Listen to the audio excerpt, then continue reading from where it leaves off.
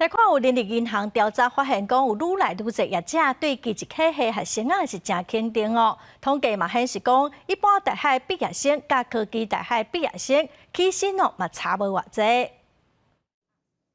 然后就是从前面啊，就是发髻一偏，然后就是按一下。替人客做头皮疗龄，高职3年的李东二，为1年就透过建教合作到美发公司上班，到他已经有丙级证照。另一个陈东二也是伫高职阶段就伫餐饮业食头路。因讲基职教育，互因有法度毕业都是有工课。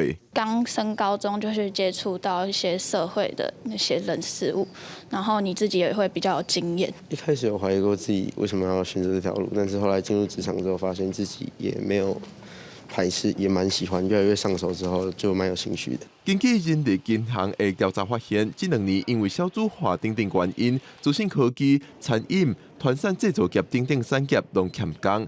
业界希望新劳资上岗就需有生产能力，这就是基职学生的优势。一般大学生的这个薪资成长幅度，相对来说是没有这么的明显，大概会落在2%左右。但是如果是科技大学或是技职学生的话呢，他们的薪资成长幅度相对是比较大一点的，要来到5%。